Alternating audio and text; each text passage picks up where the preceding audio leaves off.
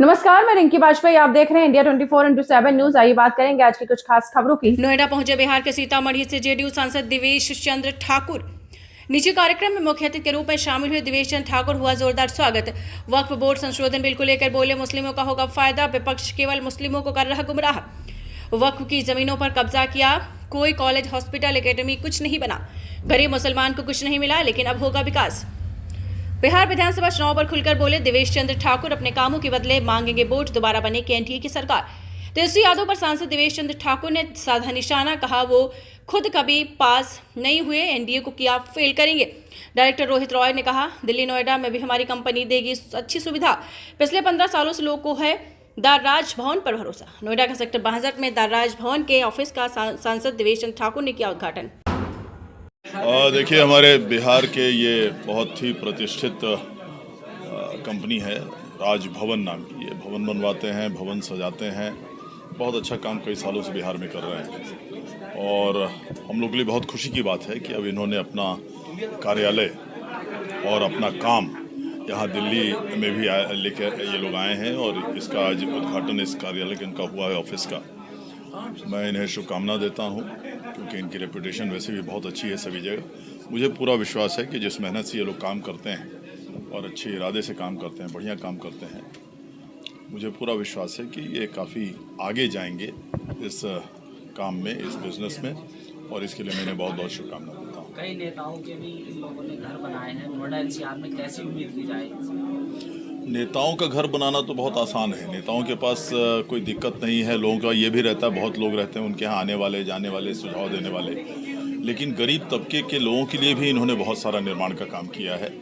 विशेष बात ये है, और सभी अफोर्डेबल हाउसिंग जिसे कहा जाता है, उस बात को ध्यान में रखते हुए ये लोग काम करते हैं। ये बहुत बड़ी बात है। सर, वक्फ बिल को लेकर जो बात चल रही है, क्या उससे आने वाले विधानसभा चुनाव में बिहार में कोई फर्क पड़ेगा? हाँ, हमारे वोट बढ़ जाएंगे, एनडीए के वोट बढ़ जाएंगे।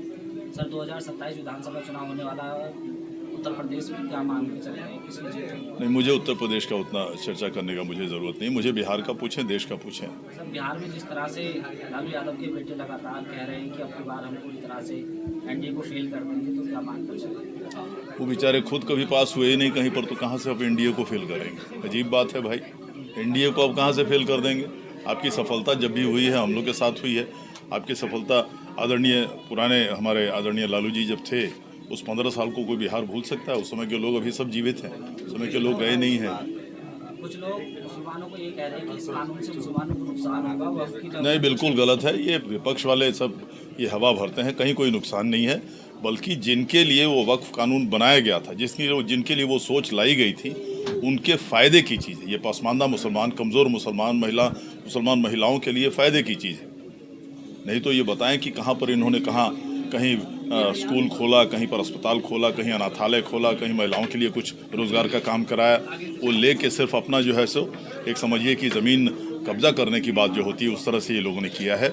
मैं समझता हूँ कि वक्त के साथ जब लोग, मुसलमान भाई लोग देखेंगे कि कितना फ़ायदा उनके समाज के गरीब लोगों को हो रहा है, मुझे पूरा विश्वास है वो भी मानेंगे कि हाँ, ये काम अच्छा हुआ है। सर, रामजी लाल सुमन का मुद्दा जाने घर में राज्यसभा में बैठते हैं, आप उनको लेकर क्या कहेंगे? आज अखिलेश यादव उनके घर पहुंचे। नहीं, मुझे उसकी जानकारी नहीं। मैं अभी मुंबई से आया हूँ हवाई जहाज से। उस बीच में अगर कोई ऐसी खबर आई होगी, मुझे उसकी जानकारी नहीं है। देश दुनिया की तमाम छोटी और बड़ी खबर देखने के लिए बने रहे इंडिया 24/7 न्यूज चैनल के साथ।